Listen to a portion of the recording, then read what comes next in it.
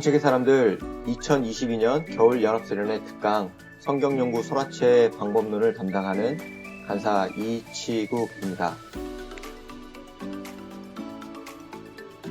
오늘 저와 함께 설화체 방법론에 대해서 알아볼 텐데요.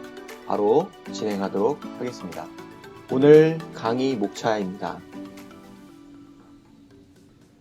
여러분, 먼저 이 강의를 들으실 때 전제가 있습니다. P1, 그러니까 원리에서 다루었던 자세히 읽기가 기본 전제인 것이죠. 또 하나는 P2, 곧 방법론에서 배웠던 관찰, 해석, 적용. 이것이 설화체 방법론에 있어서 아주 중요한 기초가 된다는 것입니다. 자세히 읽기가 되지 않고 관찰, 해석, 적용, 이 방법론에 대한 숙지가 없다면 설화체의 방법론은 다소 어려울 수 있습니다. 그러면 어떻게 됩니까? P1과 P2를 배우지 못하셨던 분들은 인텐시브 코스에서 자세히 안내받으실 수 있습니다. 인텐시브 코스는 성경 연구를 아주 집중력 있게 배울 수 있는 곳입니다. 상반기 3월, 하반기 9월에 각 10주 동안 진행이 됩니다. 강사진은 10년 이상 신대원에서 목회자들을 지도하셨던 아주 베테랑 간사님들께서 강사진으로 지금 계시고요. P1과 P2를 수강하길 원하시는 분들은 이 화면을 참고하셔서 신청해 주시면 자세히 안내받고 또 훈련 받으실 수 있습니다. 첫 번째, 설화체 본문의 특징을 살펴보도록 하겠습니다. 설화체, 이것은 이야기를 말합니다. 내러티브. 그래서 설화체는 강화체와는 또 다른 특징들이 있습니다. 강화체는 메시지를 어떻게 전달하냐면 논리를 통해서 메시지를 전달하죠. 그래서 내용 자체가 메시지가 됩니다. 예를 들면 로마서 1장을 보면 복음은 곧 우리 주 예수 그리스도시다 이렇게 말하죠. 이 내용 자체가 메시지가 되는 거예요. 논리적으로 연결된 명제와 주장으로 메시지를 전달하죠. 그러다 보니 세밀하고 아주 실용적인 교훈을 우리에게 줍니다. 설화체, 내러티브는 사건이 발생하고 등장하는 인물로 이야기가 구성이 되죠. 그러면서 이야기를 통해 메시지를 전달합니다. 그러다 보니 강화체가 내용 자체가 메시지가 되었다면 설화체는 내용에서 메시지를 도출해야 합니다. 메시지가 암시적으로 제시되는 것이죠. 예를 들어 보겠습니다. 흥부와 놀부를 보면 내용은 착한 동생이 있었고 나쁜 형이 있었어요.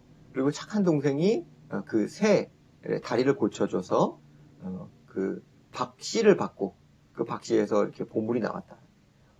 나쁜 형은 역시 일부러 새 다리를 부러뜨려가지고 박씨를 받았는데 그 박씨에서는 아주 나쁜 것이 나왔다. 이런 것이죠. 그럼 내용은 그거지만 그 내용에서 도출되는 메시지, 이것은 무엇이죠? 권선징악, 이런 큰 메시지를 담고 있어요. 그래서 설화체는 강화체에 비해서 상대적으로 메시지 자체는 일반적이라고 볼 수 있어요. 그러나 이야기를 통해서 그 이야기에 점점 빠져들고 그 주인공과 동화되면서 아주 강렬한 인상을 남기죠. 그래서 어떤 분들은 이렇게 표현하시더라고요. 강화체가 아주 날카로운 메스라면 설화체는 아주 묵직한 해머, 망치와 같은 거죠. 그래서 땅 때리는 그런 메시지를 준다는 것입니다. 우리 계속해서 설화체 본문의 특징을 살펴보도록 하겠습니다. 설화체 본문의 메시지는 내용 이해를 한 후에 추론의 과정을 거쳐서 메시지가 도출이 됩니다. 강화체 본문에서 내용을 이해하면 그 메시지가 나온다. 방금 설명을 드렸죠. 그런데 설화체 같은 경우는 내용을 이해하고 비교적 내용 이해는 쉽죠. 그리고 이 내용이 곧바로 메시지로 도출되지는 않는다는 거예요. 그래서 내용을 정리하고 추론의 과정을 통해서 메시지가 도출이 됩니다. 그런데 이 과정을 하다 보면, 특별히 GBS를 하다 보면 어떤 분은 이런 메시지, 어떤 분은 정반대의 메시지를 도출하기도 합니다. 그러면 둘 다 옳다 이렇게 말할 수는 없죠. 그래서 본문의 정당한 메시지, 본문의 메시지로 어떤 것이 정당한지 분별이 필요합니다. 자, 그렇다면 어떤 방식을 통해서 더 정당하다고 이야기할 수 있을까요? 중심 메시지는 중심 사건으로부터 나온다는 것을 잘 기억해 두시면 좋겠습니다. 본문 연구의 최우선의 목표는 저자가 그 이야기를 통해 전달하려고 하는 핵심 사상, 중심 사상을 파악하는 것이죠. 설화체 같은 경우는 중심 사건에서 중심 메시지가 나온다는 것, 이것을 기억해 두시면 정당한 메시지를 분별하는데 도움이 되실 것입니다. 세 번째로 중심 메시지를 구속사와 연결해서 생각해야 되는 것이죠. 성경의 설화체 본문은 역사적 본문이죠. 실제 역사를 기술해 놓은 것입니다.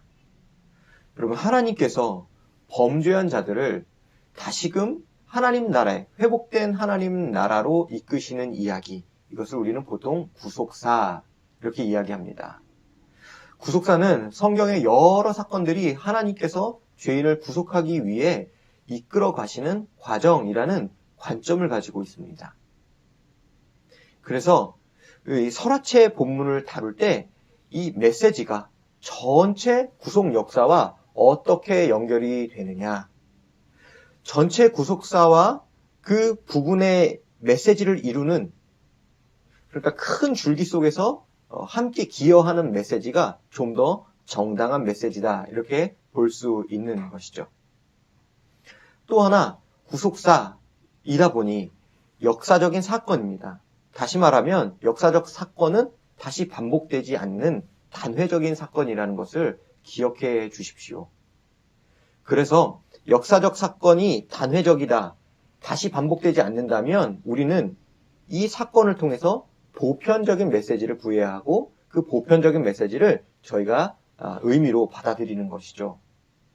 만약 이 역사가 반복된다고 한다면 이 역사를 다시 이루어내자, 혹은 이 역사가 일어날 것이다, 이렇게 적용이 될 거란 말이죠.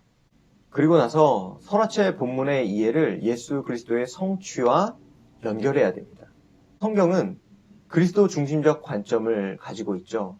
우리 주 예수 그리스도께서 오셔서 모든 성경은 나에 대해서 이야기한 거다, 이렇게 말씀하셨죠. 그러니까 구약도 예수 그리스도를 향해서 펼쳐진 것이고, 또 신약은 예수 그리스도께서 하신 사역과 그 의미들을 설명해내고 있는 것이죠.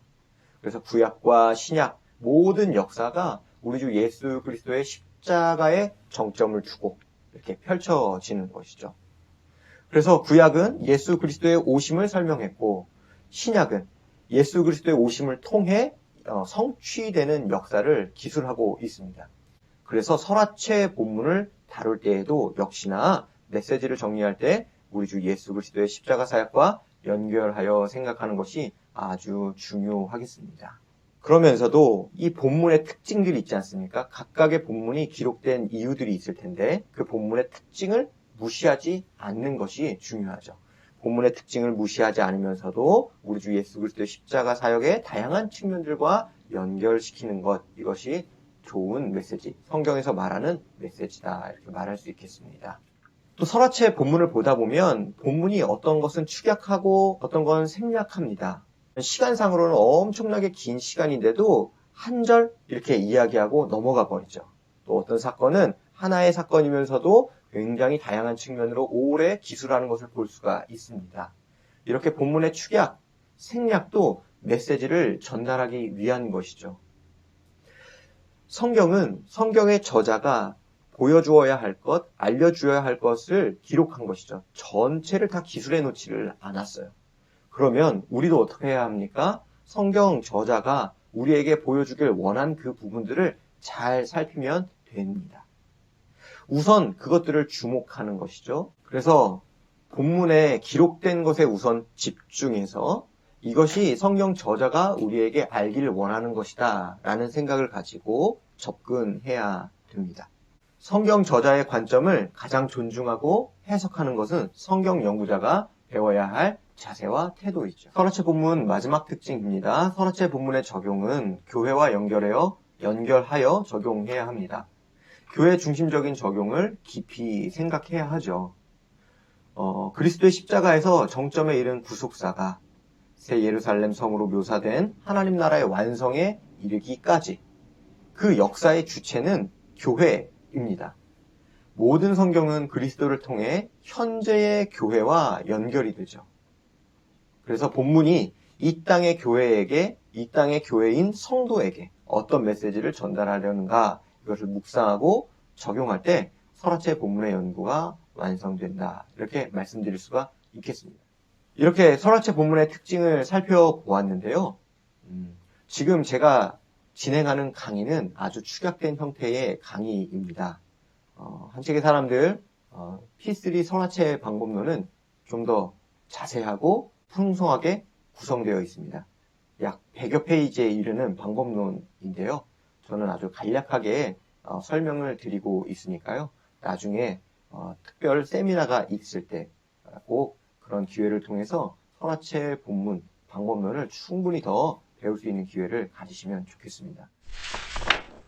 지금은 설화체의 관찰 원리와 방법을 살펴보도록 하겠습니다. 관찰 원리 첫 번째는 관찰은 자세히 읽기다. 이렇게 말씀드릴 수 있겠습니다.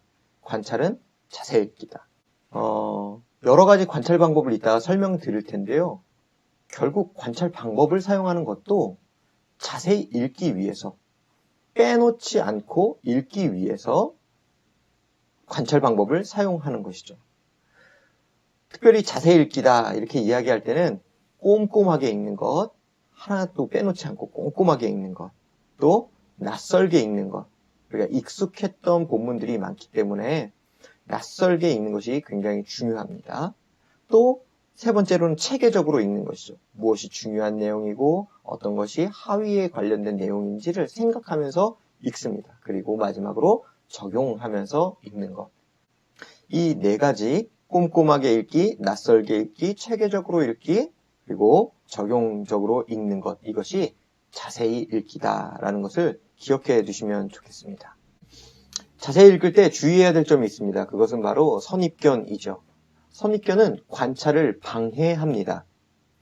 이미 형성된 선입견으로 이렇게 본문을 대하게 되면 우리가 알고 있었던 것으로 성경을 이해하게 되지 성경 본문에서 말하는 것은 잘 눈에 들어오지 않죠. 선입견은 다양한 경로를 통해서 들어옵니다. 예전에 들었었던 설교라든지 또 대충 읽으면서 자리 잡은 이해, 선이해라든지 혹은 책을 통해서라든지 여러 경로를 통해서 우리에게 자리 잡고 있습니다.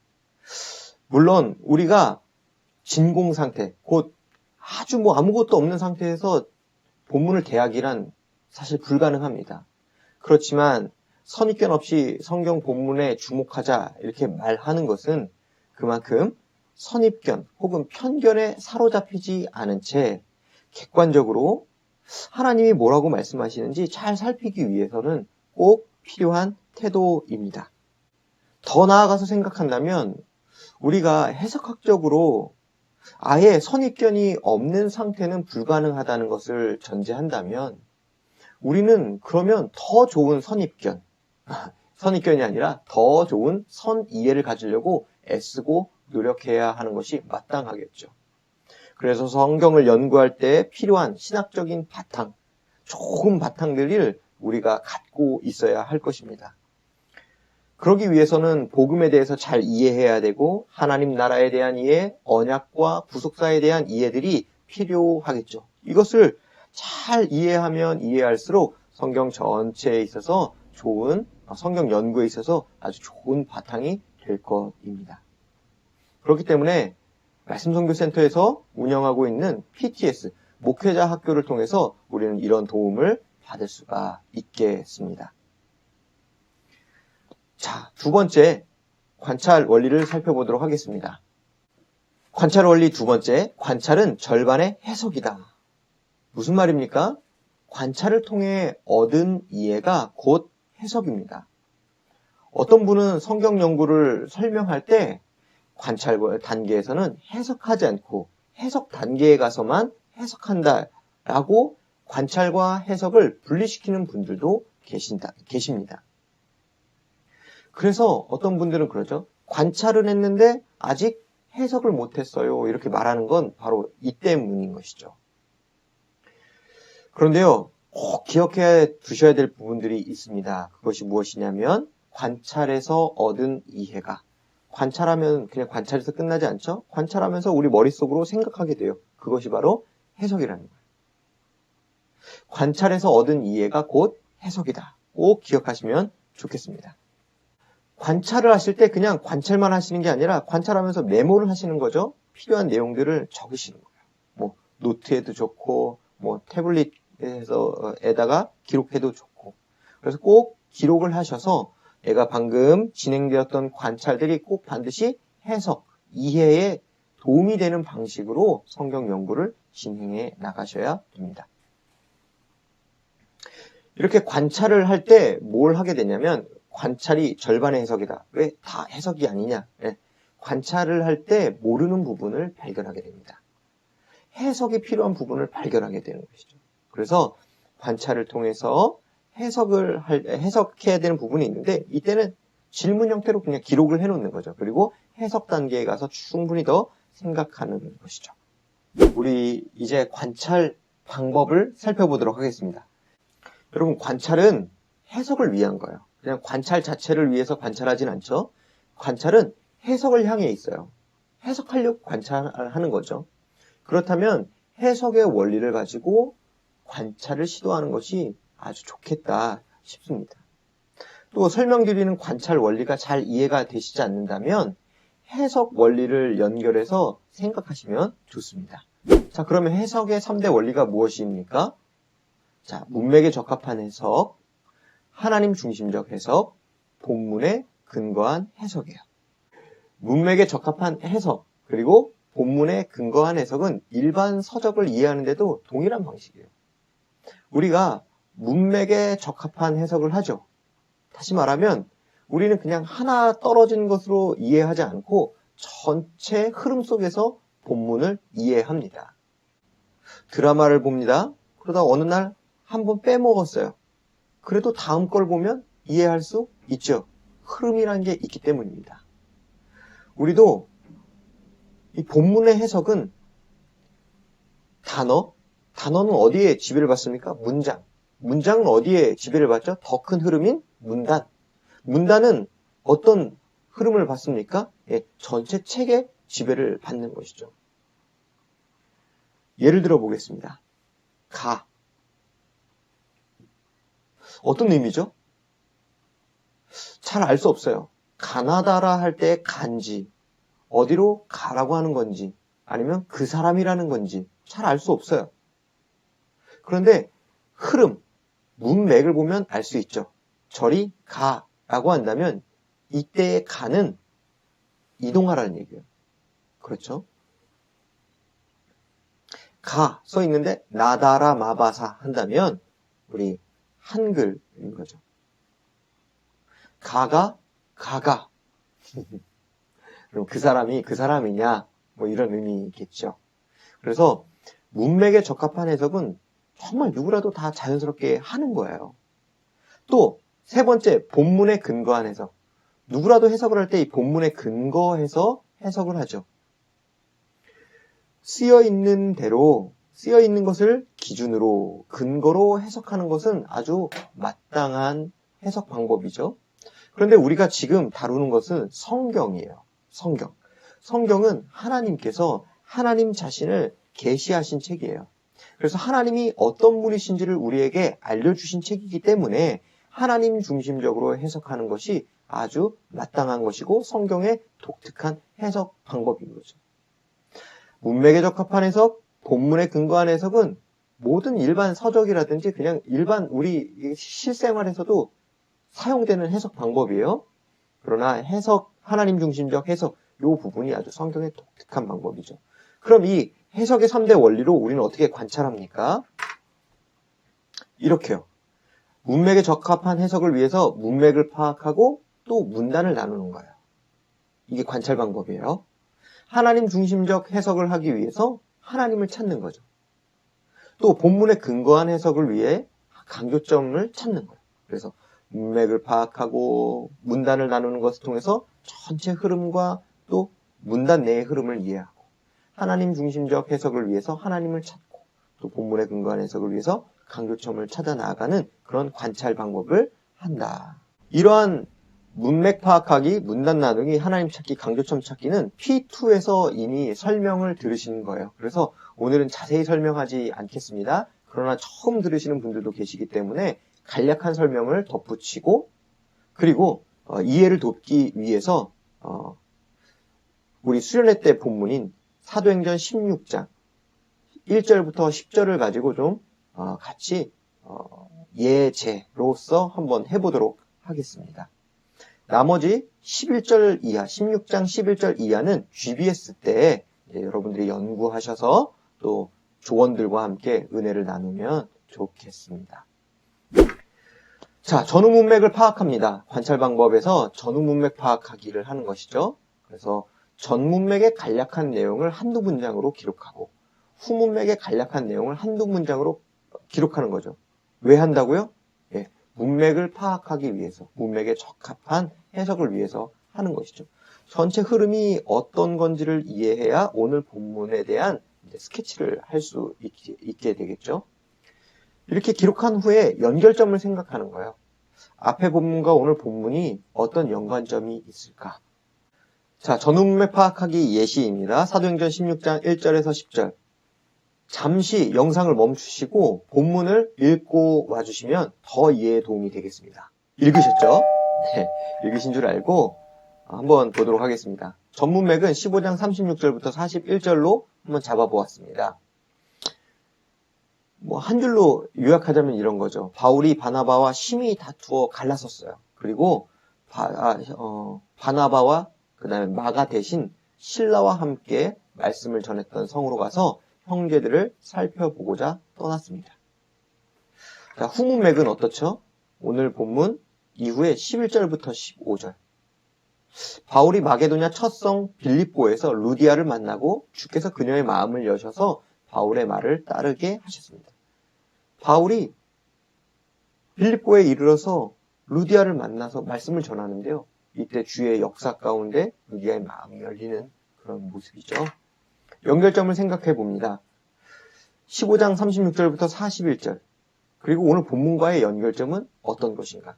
바울이 바나바와 갈라서고 실라와 함께 교회를 살피고자 떠났습니다. 2차 전도 여행이라고 불리는 것이죠. 그렇게 출발했어요. 그런데 오늘 본문하고 연결되는 거죠. 그렇게 교회를 살피고자 떠났는데 더베와 루스드라에서 새로운 동역자 디모데를 만나게 되는 장면으로 연결돼요. 예, 바나바와 그리고 마가와 헤어지고 실라와 함께 갔는데 한 명의 더 동역자가 생기게 되는 본문으로 연결이 되는 거죠.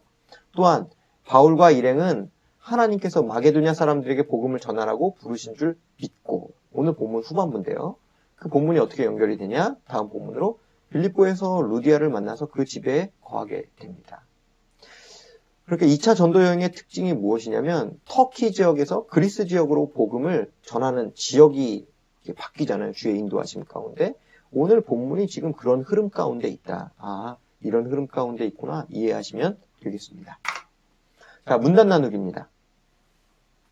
문단 나누기는 본문을 자세히 읽고 그리고 그 의미의 덩어리 혹은 연결되는 덩어리, 본문을 두 개에서 5개 사이의 문단으로 나누는 거죠. 보통은 3개, 4개 이 정도로 나눌 수 있겠는데요. 사건을 생각하면 좀 더 문단을 나누는데 도움이 되실 거예요. 사건별로 이렇게 문단을 나누시면 도움이 되실 겁니다. 그리고 나눈 문단을 각 문단을 한 문장으로 요약해서 소제목을 붙이는 거죠. 그리고 이것이 해석에 도움이 되려면 해석적 가치를 생각해야 되죠. 이 본문 문단 나눈 것으로 어떻게 본문을 더 이해할 수 있을까? 네. 상호 소제목의 논리적인 연관성을 생각해 보는 거예요. 소제목을 하나하나 붙이셨잖아요. 그럼 이것과 이것과 그 다음 것이 어떤 연관이 있을까 생각해 보시고 또 이 전체 흐름을 한 문장으로 요약해 보는 것이죠. 그래서 문단, 오늘 본문의 흐름, 논리적인 구조, 이런 것들을 생각해 보는 거죠. 자, 또 예시입니다. 사도행전 16장 1절에서 10절 문단 나누기 예시입니다. 자, 1절에서 3절로 나눴어요. 바울은 루스드라와 이고니온에 있는 형제들에게 칭찬받는 제자 디모데를 데려다가 할례를 행했어요. 더 간단하게 한다면 바울은 디모데에게 할례를 행했다. 이게 1절에서 3절의 주요 내용인 것이죠. 자, 4절에서 5절로도 나눠보았어요. 왜요? 이제 그 교회들에 대한 이야기로 바뀌었거든요. 바울이 사도들과 장로들이 정한 규례를 가르쳐 지키게 하여 교회들이 더 굳건해지고 수가 날마다 늘어갔다. 네.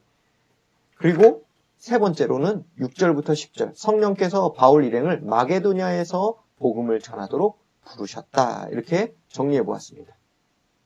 각 문단을 나누고 그 문단을 한 문장씩으로 정리를 요약한 거죠. 그리고 이제는 생각을 해야 돼요. 이 문단의 구조들은 어떤가? 어떻게 흐름이 연결되나? 논리적인 구조는 무엇인가? 자, 그럴 때 저는 이렇게 생각을 했어요. 지난 사역의 열매를 확인하는 것이죠. 그리고 또 다음 사역을 준비하는 과정. 그리고 교회가 굳건하게 세워졌고 주님께서는 이제는 이 아시아 지역에서 이동시키셔서 마게도냐로 이제 움직이시는 굳건해진 교회 속에서 새로운 지역으로 부르시는 이제 흐름이 있다. 이렇게 이해를 했습니다. 자, 지금까지 전후 문맥을 파악하고 그럼 전후 문맥을 통해서 전체 흐름에 대한 이해를 갖고 오고 문단 나누기를 통해서 오늘 연구해야 될 본문의 이제 흐름, 어떤 구조, 논리적인 구조를 이해한 것이죠. 이게 문맥에 적합한 해석을 통한 그 원리를 통해서 이제 관찰 방법을 사용한 거예요. 자, 이제는 하나님 찾기, 하나님 중심적인 해석 원리를 가지고 하나님 찾기를 하는 거죠. 하나님 찾기의 방식은 하나님의 인격, 하나님의 사역을 찾아서 기록해 보는 거예요. 밑줄을 치셔도 되고요. 색깔로 이렇게 표시를 해도 되고요. 좋습니다. 굳이 문장으로 기록 안 하셔도 괜찮습니다. 다만 인격을 생각하는 거예요. 하나님은 어떤 분이신가? 하나님의 속성은 어떤 것인가? 이렇게 기록이 되어 있다면 적는 거죠. 또 하나님의 사역, 하나님은 어떤 일을 하셨나 이렇게 찾아 기록하는 거예요. 그럴 때 특별히 삼위 하나님을 각각 기록해 보는 거죠. 성부 하나님, 성자 예수님, 성령 하나님. 각 삼위 하나님을 기록할 수 있다면, 본문이 그것을 말해주고 있다면 다 기록해 보는 거예요. 그런데 하나님 찾기는 정말 중요해요. 성경이 하나님이 어떤 분이신지를 계시하는 책이잖아요. 그렇기 때문에 하나님이 드러난 것은 굉장히 중요할 수밖에 없죠. 그래서 하나님 찾기는 중심 사상에 연관이 되거나 혹은 하위 사상을 찾는데 아주 밀접한 연관성이 있다는 것을 기억해 주시면 좋겠습니다. 자, 그러면 이렇게 찾은 내용들을 그냥 이렇게 두는 것이 아니라 본문 해석에, 본문 이해에 어떻게 도움이 되는지를 생각해서 기록해야 되겠죠. 자, 예시입니다. 역시 사도행전 16장 1절에서 10절인데요. 네, 이렇게 찾아보았습니다. 성부 하나님이 10절에 나와요. 하나님이 저 사람들에게 복음을 전하라고 우리를 부르신 줄로 인정함이러라. 이게 바울의 이야기죠. 그래서 하나님께서 마게도냐에 있는 사람들에게 복음을 전하라고 바울 일행을 보내셨어요. 자, 성령 하나님도 나오죠. 성령이 아시아에서 말씀을 전하지 못하게 하시거늘 6절. 또 나오죠. 비두니아로 가고자 애쓰시되 예수의 영이 허락하지 아니하시는지라 7절. 성령님인데 예수의 영 이렇게 표현한 건 독특한 표현이에요. 자, 그래서 또 잘 기록해 두시고요. 9절. 밤의 환상이 바울에게 보이니. 이것도 주의 역사, 성령님의 역사로 이해를 했어요. 그래서 정리하자면 성령께서 아시아에서 말씀을 전하지 못하게 하시고 비두니아로 향하는 것을 막으셨어요. 그리고 하나님은 어떻게 하셨죠? 네, 그들을 부르셨어요. 마게도냐로. 정리를 하면 이렇게 정리할 수 있을 것 같아요. 성삼위 하나님은 성부 하나님, 예수의 영 이렇게 할 때 성자 예수님, 또 성령 하나님.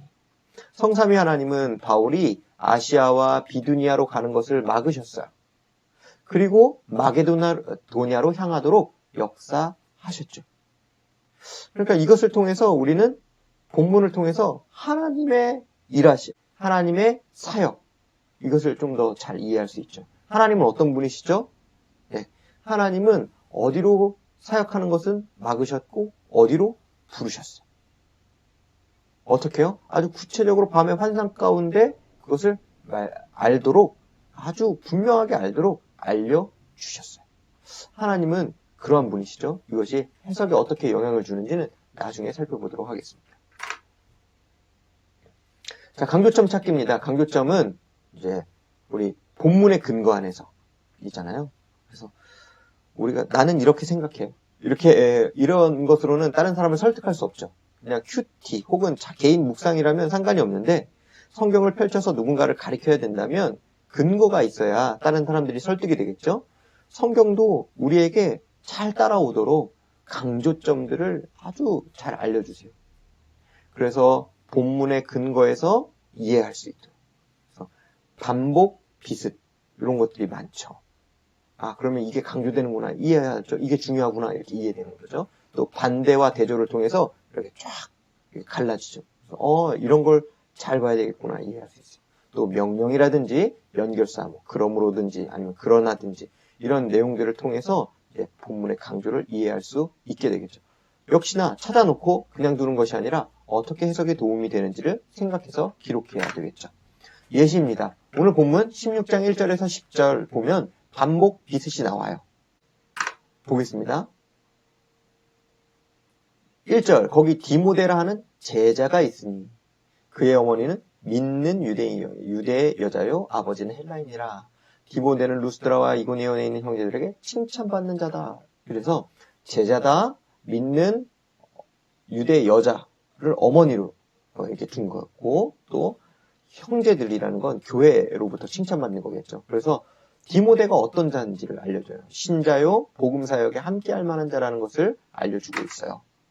또 4절, 5절을 보면 이런 표현들이 있어요. 사도와 장로들이 작정한 규례를 그들에게 주어 지키게 했어요.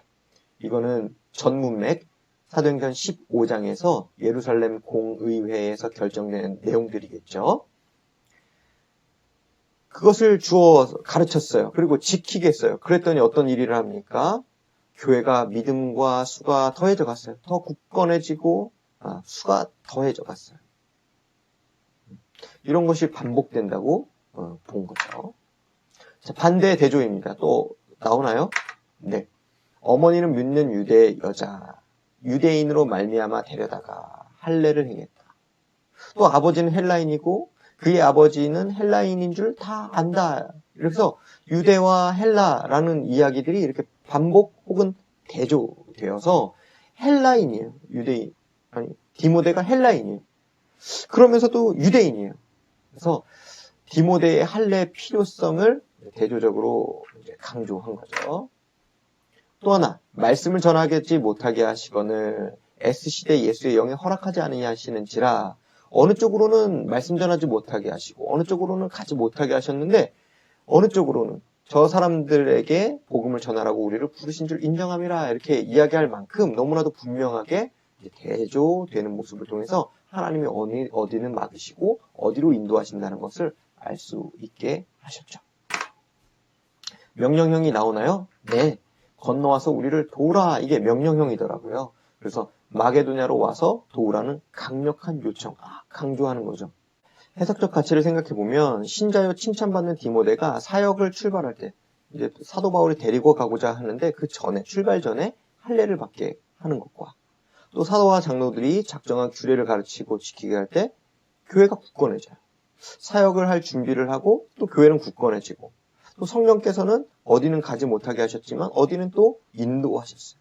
또 바울도 그걸 인정했어요. 세 번째 단락, 마게도냐 선교가 이루어질 환경이 준비되고 있다는 것을 좀 강조점들을 통해서 알 수가 있겠죠. 사람이 준비가 되어지고 그리고 또 아시아 교회들이 굳건해지고 수가 늘어나고, 또 이제 하나님께서는 이제 마게도냐로 사도 바울과 그 일행들을 이끄시는 그런 모습들, 강조점들을 찾을 수 있었습니다. 자, 관찰 방법 두 번째입니다. 이것이 설화체 방법론에 있어서 특징인데요. 하나는 사건 관찰이고 또 하나는 인물 관찰입니다. 이 뭔가 이렇게 생각하실 때 우리가 설화체, 이야기체잖아요. 이야기체. 그래서 우리가 보통 이야기의 3요소 이렇게 이야기하면 주제, 문체, 구성 이렇게 이야기하고, 그 구성을 이루는 3요소가 사건, 인물, 배경이에요. 근데 배경은 이제 아주 지배적으로 해석에 영향을 미치지 않고, 사건과 인물이 이제 해석에 큰 영향을 미치니까 이 두 가지를 관찰함으로써 좀 더 본문을 이해할 수 있게 된다. 이런 거죠. 구성의 3요소는 사건, 인물, 배경인데요. 이 사건 이해가 메시지를 이해하는 데 아주 도움이 되죠. 기억나시나요? 중심 사건에서 중심 메시지가 나온다. 그렇죠. 그래서 사건 관찰을 하는데요. 사건을 보면서 그냥 이모저모를 생각하는 거예요. 한번 보겠습니다. 무엇을 관찰하면 이 7가지를 보는 거예요. 무엇, what. 우리가 보통 육하 원칙 할 때는 누가 먼저 물어보잖아요. 근데 사건 관찰할 때는 사건이니까 무엇이 가장 먼저 살펴야 돼요. 무엇이 중요한 거죠.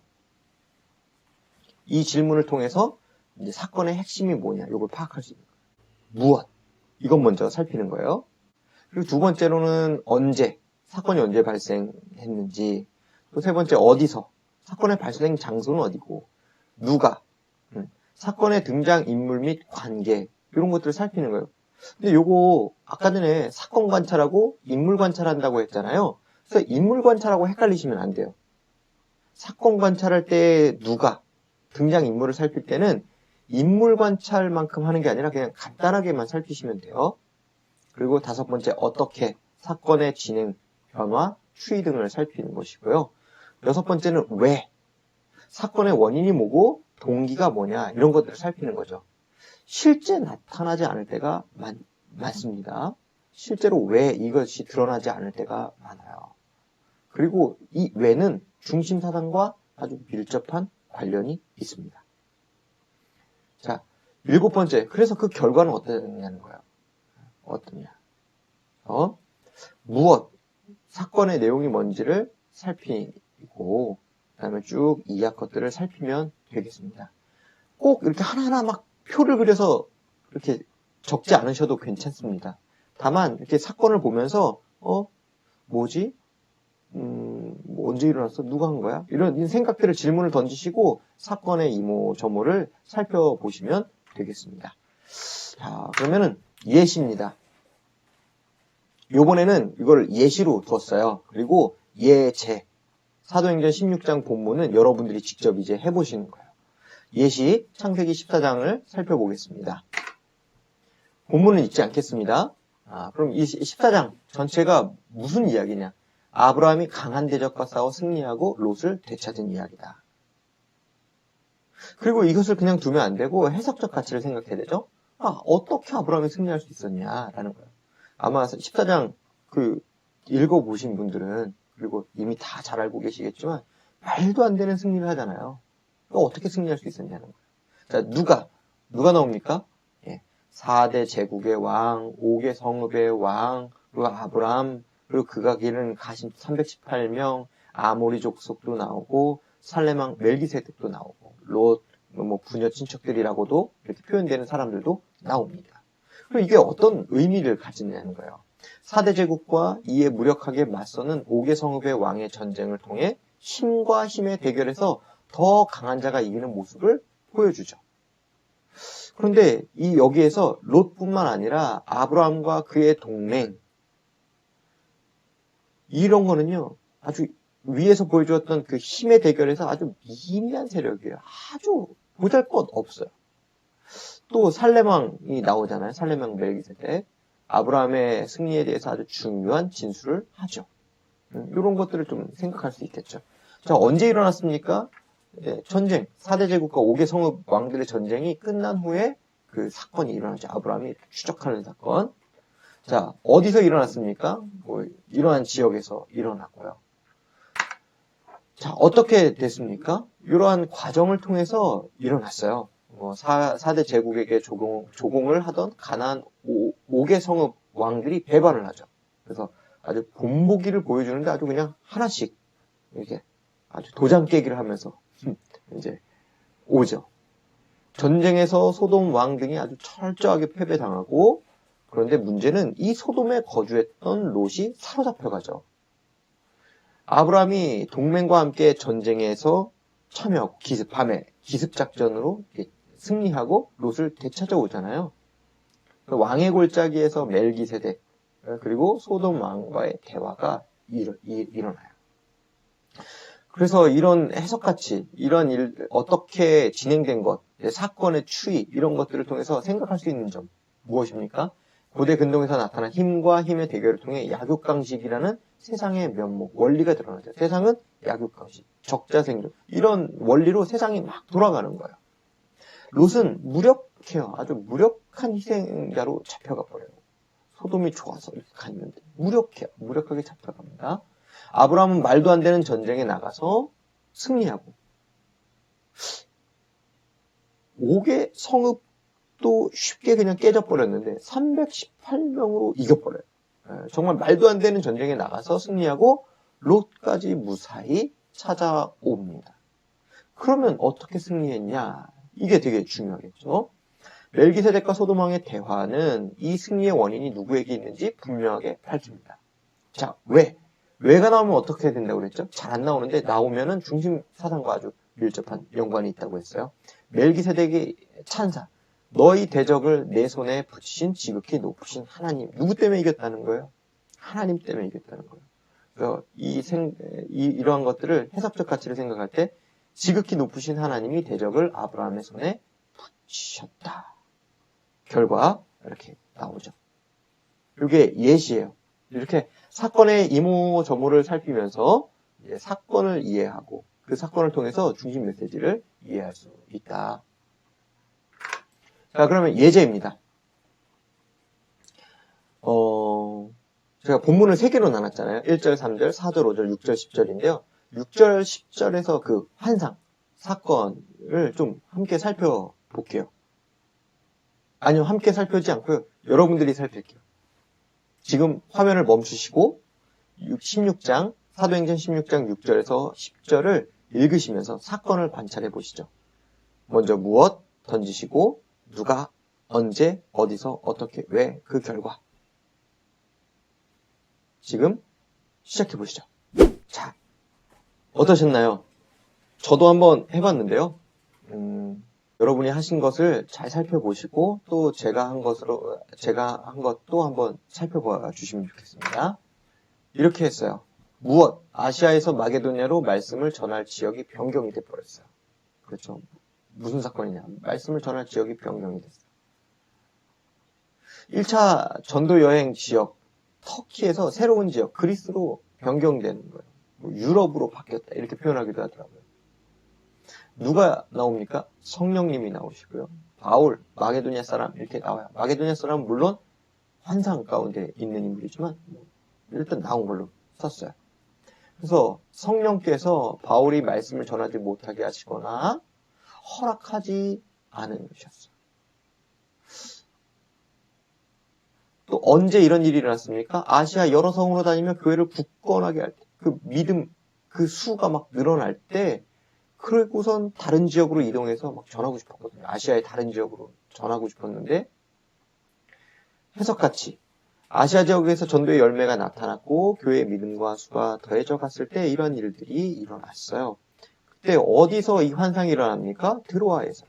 말씀을 전할 곳을 계속해서 찾으며 이동하다가 드로아에 도착했을 때였어요. 어떻게요? 밤에 환상이라는 방식으로 바울에게 보여졌어요. 환상, 이거는 계시의 방식이었고요. 그리고 또 직접 화법, 이따가 인물 관찰할 때 할 거지만 직접 화법이라는 방식으로 주어졌어요. 그리고 사도 바울은 어딘가 복음을 전하고 싶었는데 성령께서 막으셨고, 그리고 환상을 통해서 이런 일들을 보여주시는 그 사건의 추이가 있죠. 자, 왜?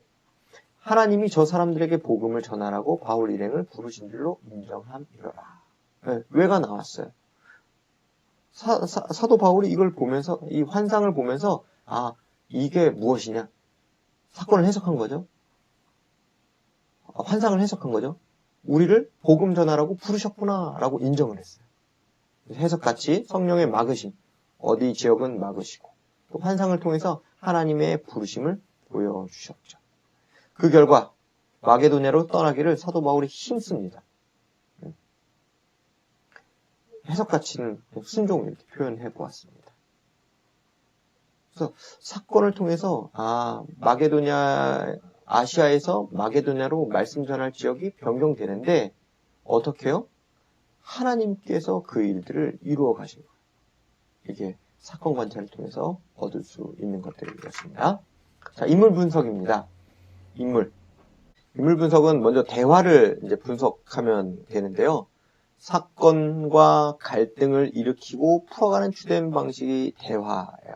또 이런 대화 보면 이렇게 쏙 빨려 들어가잖아요. 재밌잖아요. 해석의 단초들을 얻을 수 있어요. 특별히 이제 직접 화법이라고 하는 이게 직접 화법, 직접 발화 이런 거를 쓰는 것은 강조죠.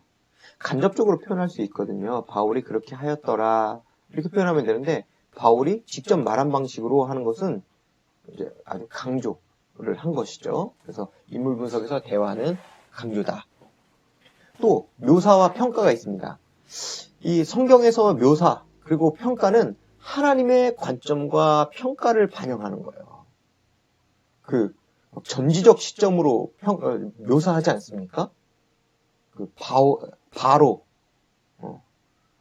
애굽 왕의 그 마음도 전지적 시점으로 표현이 되고요. 성경을 보면. 그래서 그 묘사와 평가 이런 것들은 하나님의 관점과 평가를 반영하기 때문에 해석이 아주 중요한 기준이 된다는 것. 예제를 보도록 하겠습니다. 사도행전 16장 6절에서 10절. 오늘 본문 이제 후반부잖아요. 거기에서 인물 분석을 한번 해보시면 좋겠어요. 멈추시고 또 영상을 멈추시고 한번 인물 분석 해보시죠. 네, 인물 분석 함께 보도록 하겠습니다. 대화가 나오나요? 네, 건너와서 우리를 도우라 이렇게 건너와서 우리를 도우라 이게 직접 화법으로 되어 있죠. 그리고 묘사가 나와요. 성령님에 대한 묘사.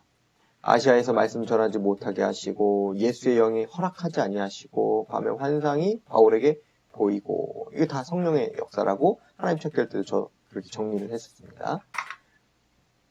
또 바울은 어떻습니까? 그들이 부르기아와 갈라디아 땅으로 다녀가 무시아 앞에 이르러 비두니아로 가고자 애썼고 뭐 이런 모습들이 있어요. 애쓰고 막 이렇게 어떻게 계획을 세우고 근데 평가. 바울이 그 환상을 보았을 때 우리가 곧 마게도냐로 떠나기를 힘쓰니 이는 하나님 저 사람들에게 복음을 전하라고 우리를 부르신 줄로 인정함이러라. 네, 평가. 마게도냐로 부르셨다는 것을 인정하죠. 사건 분석과 인물 분석. 사건 분석, 인물 분석만 하는 건 아니에요. 기본적으로 우리가 해석의 3대 원리로 했던 그 관찰 방법에다가 이제 사건 분석과 인물 분석을 더하는 거죠. 그래서 또 관찰 방법 1, 관찰 방법 2를 통해서 설화체 방법을 좀 더 잘 관찰해서 해석으로 또 이해의 진전을 가져가시는 우리 모두가 되었으면 좋겠습니다. 지금부터 해석의 원리와 방법에 대해서 살펴보도록 하겠습니다. 먼저 해석이란 본문의 의미를 이해하는 것. 우선 이렇게 말씀드릴 수가 있겠습니다. 해석이란 이해다. 그런데 이해라고 말할 때 내용을 이해하는 것과 의미를 이해하는 것, 이 두 가지가 있겠죠. 그래서 성경을 자세히 관찰하여서 거기로부터 내용을 잘 이해하고 내용을 이해한 것에서부터 의미를 이해하는 것. 이것이 간략하게 설명한 해석 이렇게 말할 수 있겠습니다. 의미는 두 가지 측면을 갖습니다. 첫 번째로 성경 본문이 저술될 당시의 의미가 있고요. 둘째는 당시의 의미로부터 그 상황을 제거한 보편적 의미가 있습니다. 그래서 당시의 의미는 그 1차 청중에게 의미가 발생하고, 또 보편적 의미는 모든 시대의 모든 성도에게 그 의미가 적용된다 할 수 있겠습니다. 해석을 본문의 의미를 이해하는 것, 이렇게만 정의할 때 다소 혼란스럽습니다. 왜 그러냐면 대체 어디까지 이해를 해야 이해했다 이렇게 말하냐는 거예요. 어떤 분들은 큰 것을 이해하면 나는 이해했어 이렇게 말씀하시는 분들도 계십니다. 또 반대로 어떤 분은 아주 작은 부분, 이 작은 부분을 탁 이해했을 때 드디어 본문을 이해했구나 이렇게 말씀하시는 분들도 계세요. 다시 말하면 본문을 이해했다 이렇게 말할 때 그 범위가 너무 넓다라는 거예요. 그래서 본문을 이해했다라고 말할 때는 본문의 중심사상 전체가 무엇이냐, 이 중심사상과 그 중심사상을 구성하는 하위의 구조들, 하위사상, 이것을 이해하는 것, 이것을 체계적으로 정리할 수 있다면 우리는 본문을 이해했다, 해석했다 이렇게 말합니다. 해석의 3대 원리를 살펴보도록 하겠습니다. 관찰 자체가 목적이 아니라 관찰은 해석을 목적으로 하기 때문에 이 해석의 원리를 가져다가 관찰 방법으로 사용하자 말씀을 드렸었죠. 그러면 해석의 3대 원리에서 문맥에 적합한 해석을 설명드립니다. 성경은 통일성 그리고 일관성을 갖고 있는 책입니다. 본문의 각 단어, 문장 혹은 문단 이러한 내용은 그 문맥에 근거하여 이해해야 하는 것이죠. 문맥에 적합한 해석을 할 때 여러 가지 가능한 의미 중에 옳은 해석을 찾을 수 있고 통일된 의미를 발견할 수 있게 됩니다. 굉장히 중요하겠죠? 문맥에 적합한 해석의 예를 들어보겠습니다. 창세기 12장 1절에서 9절, 우리가 잘 알고 있는 본문이죠. 아브라함이 이동하는 그 부분이에요. 문맥을 고려하지 않는다면 이런 해석이 가능할 겁니다. 아브라함의 순종으로 구원의 역사가 시작되었다? 이렇게 이해할 수가 있게 되겠죠. 아브라함이 과감히 고향과 친척과 아버지의 집을 떠났습니다. 만일 그가 떠나지 않았다면 아무 일도 일어나지 않았을 것 아니겠습니까? 그래서 성도는 언제든지 믿음으로 떠날 수 있어야 한다. 이렇게 해석을 한다면 창세기 12장 1절에서 9절을 본문을 이렇게 해석을 한다면 문맥과 떨어져 있는 해석을 하게 된 것이죠. 그러면 문맥에 적합한 해석을 한다면 이렇게 해석할 수 있을 것입니다. 아브라함의 순종보다 더 중요한 문맥, 이것은 하나님의 부르심이죠. 하나님의 부르심. 아브라함이 이동한 이유, 하나님의 부르심이 있었기 때문입니다. 비록 약속의 형태였지만 아브라함은 하나님이 주시는 복을 믿었기 때문에 떠날 수 있었을 것이죠. 성도는 눈에 보이는 세상이 아니라 하나님의 약속의 말씀을 믿어야 한다. 이렇게 본다면 문맥, 하나님이 아브라함을 부르시는 문맥에 적합한 해석을 한 것이죠. 두 번째 원리는 하나님 중심적 해석입니다. 성경은 하나님의 은혜를 계시한 책이죠. 성경은 하나님이 어떤 분이시고 또 우리를 위해서 어떤 일을 행하셨느냐, 하나님의 인격, 하나님의 사역을 우리에게 계시해 줍니다. 그리고 그러한 하나님 앞에서 성도는 어떻게 살아야 할지도 알려주고 있죠. 그렇기 때문에 성경을 해석하는 해석자는 사람의 행위를 강조하는 윤리적 해석이나 저렇게 따라하자라고 하는 모범론적 해석보다는 하나님의 은혜의 관점에서 본문을 해석해야 하는 것이 합당합니다. 다시요. 하나님께서 하나님을 계시하신 책이 성경이라면 우리는 성경을 이해할 때도 하나님 중심으로 성경을 이해해야 된다는 것입니다. 그래서 창세기 14장 1절에서 24절 우리 관찰 단계에서 살폈던 본문이죠.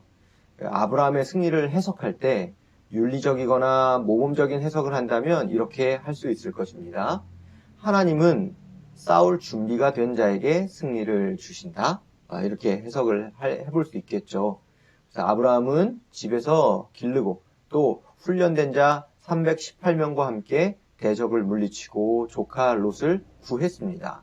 상대적으로 아주 적은 숫자였지만 준비된 자들이었기에 승리할 수 있었다.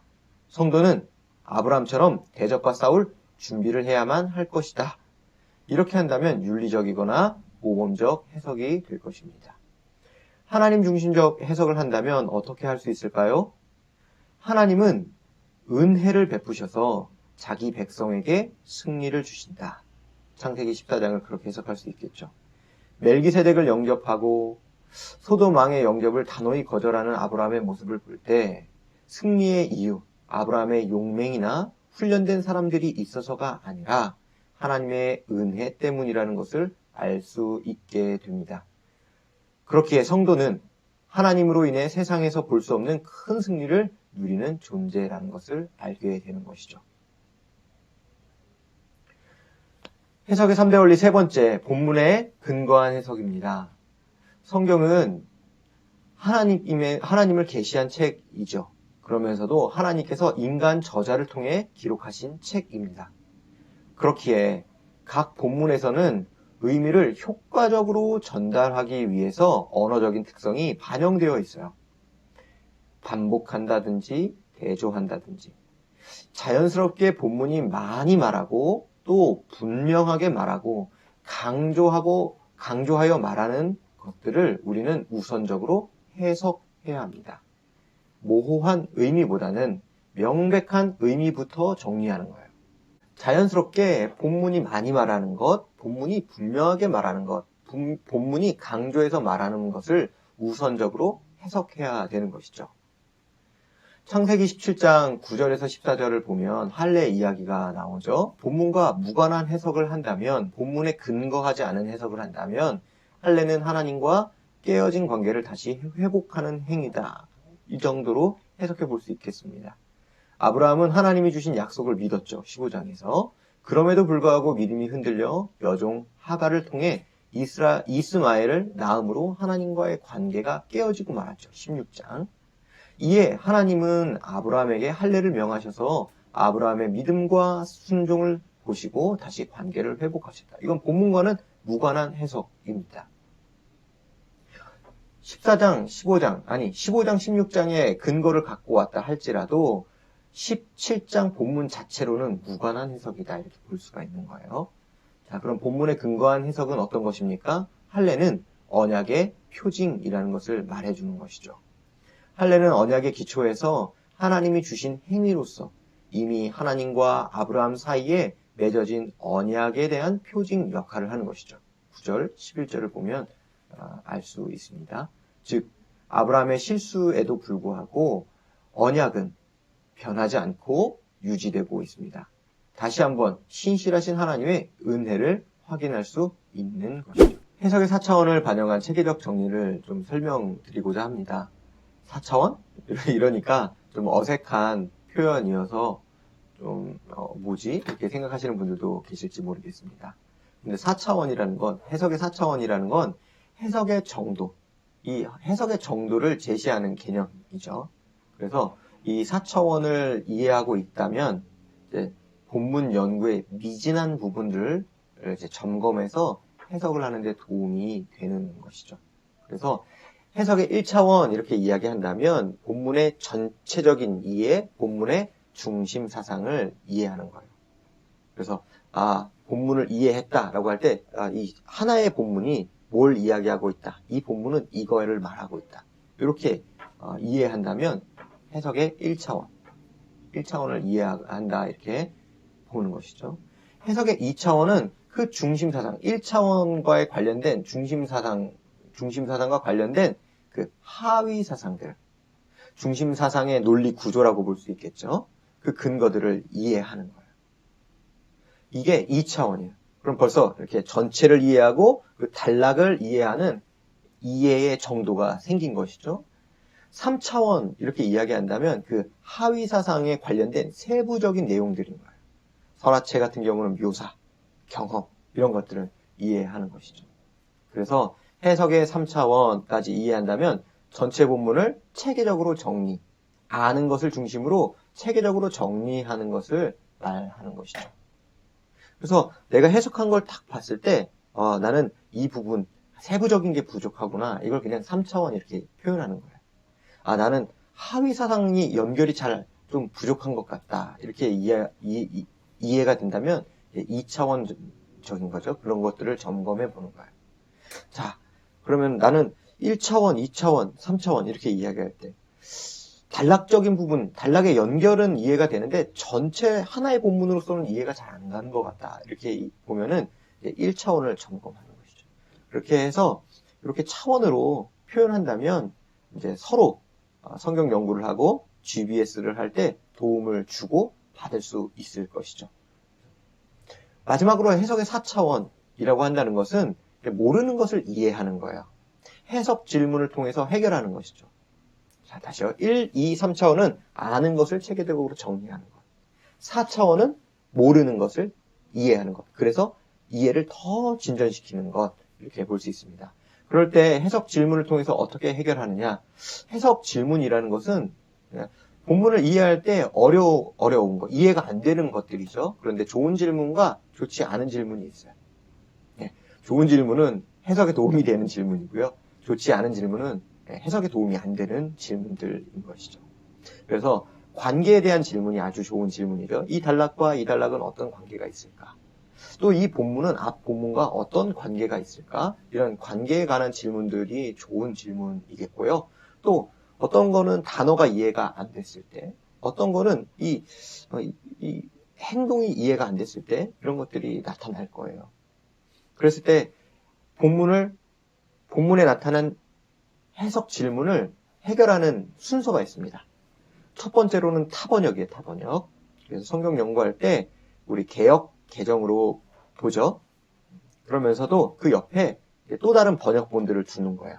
새번역이라든지, 쉬운 성경이라든지, 혹은 영어 성경이라든지, 혹은 원문도 타번역으로 이해하시면 되죠. 그래서 지금 개역 개정을 볼 때 잘 이해가 안 되는 것들, 다른 번역을 보면 쉽게 이해되는 것들이 있어요. 그러면 그렇게 도움을 받고 이해하는 것이죠.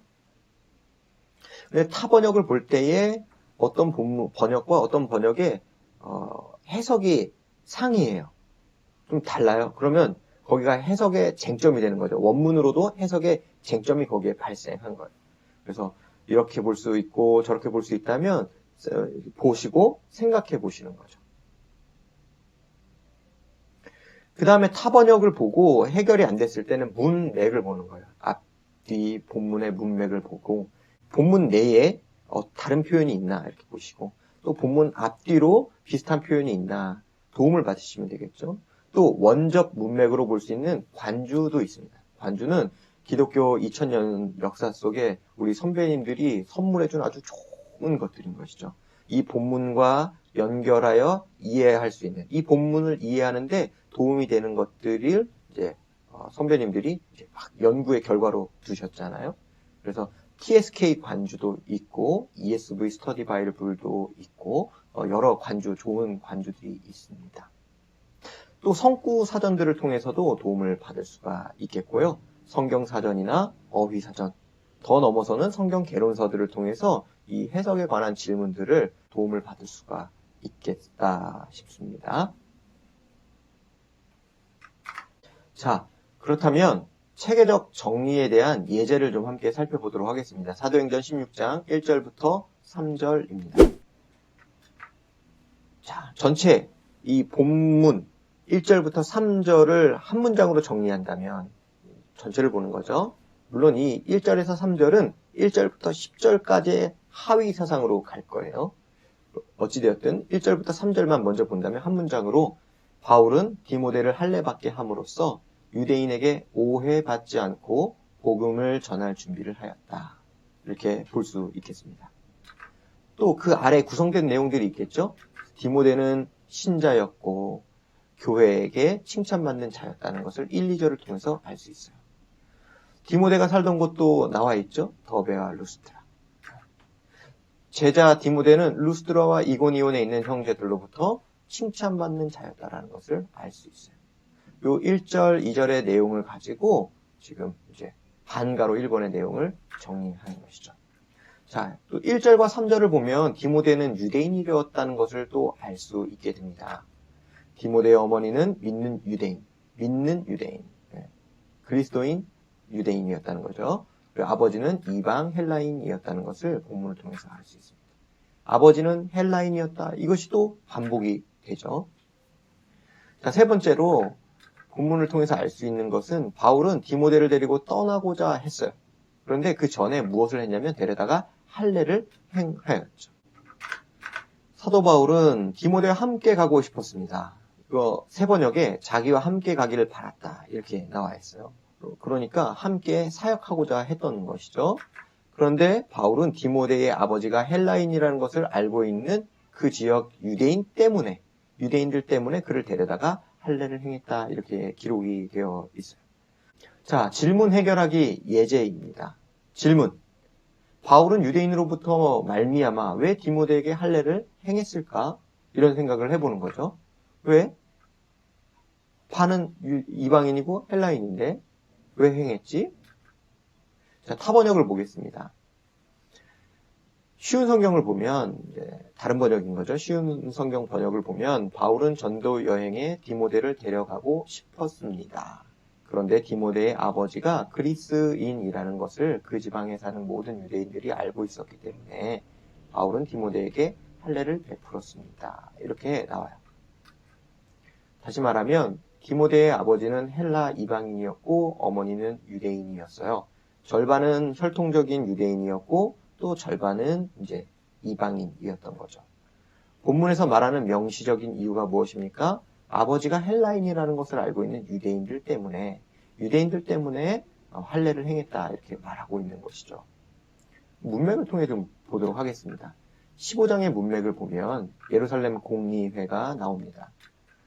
15장 1절 너희가 모세의 법대로 할례를 받지 아니하면 능히 구원을 받지 못하리라 하니 이게 문제가 되었던 것이죠. 15장 11절 우리는 그들이 우리와 동일하게 주 예수의 은혜로 구원받는 줄을 믿노라.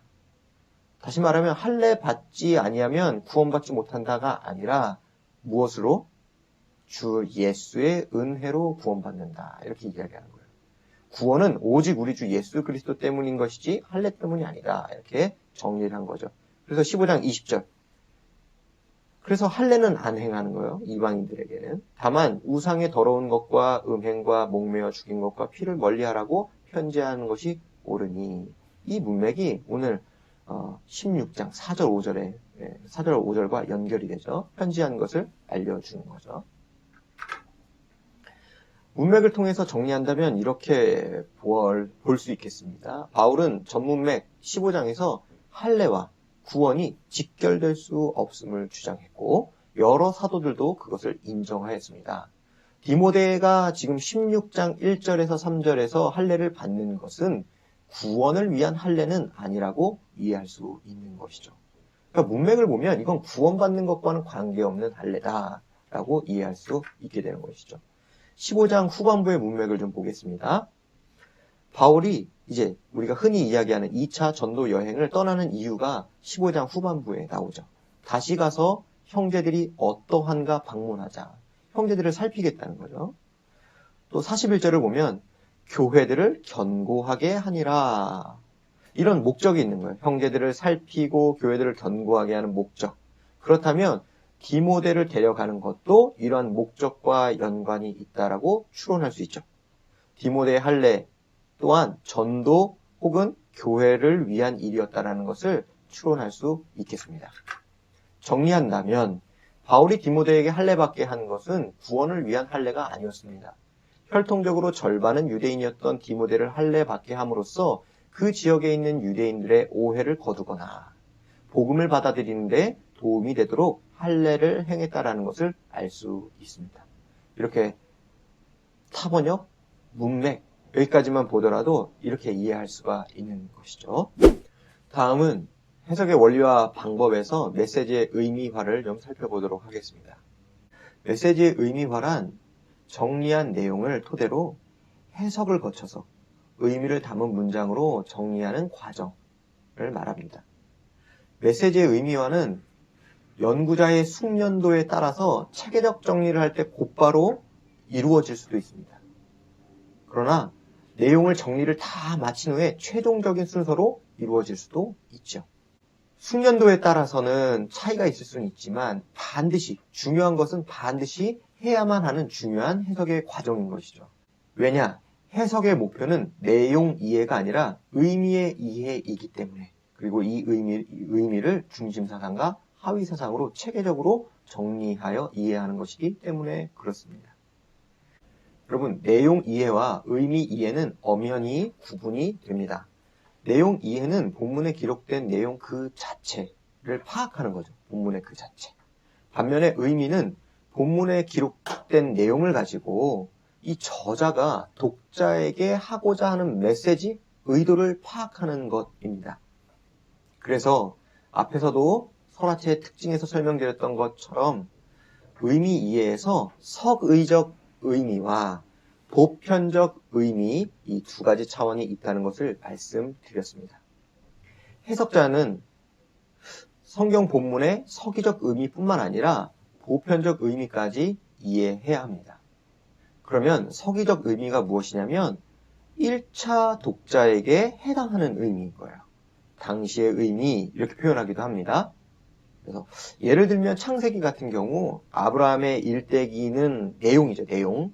그리고 그 의미는 모세가 창세기의 독자인 1차 청중들, 곧 이스라엘 백성들에게 전달하는 메시지, 이런 것을 생각할 때 이해할 수 있게 되는 것이죠. 보편적인 의미는 모든 시대에 모든 성도에게 해당하는 의미를 말합니다. 모든 시대 모든 성도에게 해당이 되기 때문에 신학적 의미, 이렇게 표현하기도 합니다. 보편적 의미는 서기적 의미에서 역사나 문화적 차이에 제한되지 않는 일관되고 통일성 있는 신학적 의미를 추론하는 사색이 필요하죠. 자, 다이어그램으로 본다면 이렇게 표현할 수 있을 겁니다. 이렇게 서기적 개요, 성경 시대의 1차 청중들에게 주어졌던 의미죠. 저 네모는 상황을 의미하고요. 저 파란색 동그라미는 의미를 이해하는 거예요. 그래서 그 주어진 상황 가운데 의미가 있는 것이죠. 그런데 보편적 개요는 그 상황을 벗겨내는 거예요. 1차 청중들에게 있었던 그 상황을 벗겨내고 그 의미, 곧 모든 시대, 모든 사람에게, 모든 성도들에게 적용되는 의미를 이해하는 것. 이게 보편적 개요죠. 그리고 넘어가서는 이제 적용적 개요. 우리 시대, 현대 신자들에게 있는 상황이 있지 않습니까? 컨텍스트를 고려해서 이것이 어떤 의미다 이렇게 전하는 것. 이것이 메시지의 의미화라고 볼 수 있겠습니다. 메시지의 의미와 예제입니다. 사도행전 16장 1절에서 10절 전체를 좀 보도록 하죠. 그래서 사도행전 16장 1절에서 10절 그 당시의 의미는 어떤 것이었겠습니까? 바울은 주 예수의 인도하심을 따라 복음을 전했다. 이것을 전달하고 있는 것이죠. 1절부터 3절 바울은 주님의 인도하심에 따라 어디서나 복음을 전할 준비를 하였습니다. 디모데에게 할례를 준 것은 어디에서나 또 누구에게나 복음을 전할 준비를 했다. 이렇게 이해할 수 있는 것이죠.